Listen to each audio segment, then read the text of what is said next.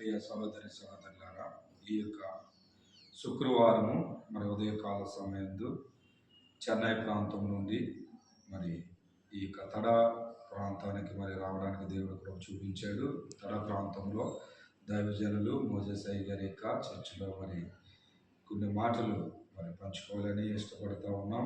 దేవుడు మాకు ఇచ్చిన ఈ అవకాశాన్ని బట్టి మరి అలాగనే ఆహ్వానించినటువంటి దైవజనులకు అలాగనే ఉన్న మీ అందరికి కూడా నా వందనాలు. ఈ సమయంలో దేవుని యొక్క వాక్యాన్ని మనం జ్ఞాపకం చేసుకుందాం. సామెతల గ్రంథము 28వ అధ్యాయము 1వ వచనము చదువుకున్నట్లయితే దేవుని యొక్క వాక్యం ఇలా ఉంది.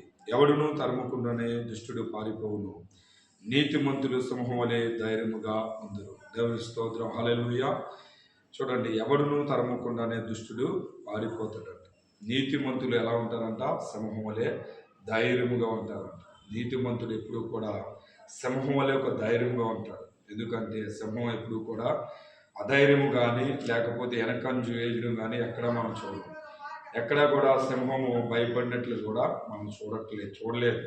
అలాగనే ప్రతి ఒక్క వ్యక్తి కూడా, దేవుని కలిగినటువంటి ప్రతి ఒక్కరు కూడా నీతిమంతులుగా ఉన్నప్పుడు సింహం వలె ధైర్యంగా ఉంటాం. ఈ లోకంలోనే కాదు, సమాజంలోనే కాదు, అలాగనే ఏ పరిస్థితులు వచ్చినా, శ్రమలు వచ్చినా, ఇబ్బందులు వచ్చినా, ఏది వచ్చినా కూడా సింహం వలె ధైర్యంగా మనం ఉంటాం.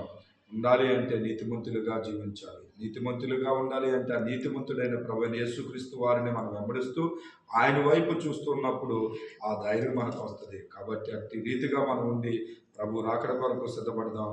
ఈ కొద్ది మాటలు దేవుడు మన వెనుకల్లో దీవించును గాక. ఆమేన్.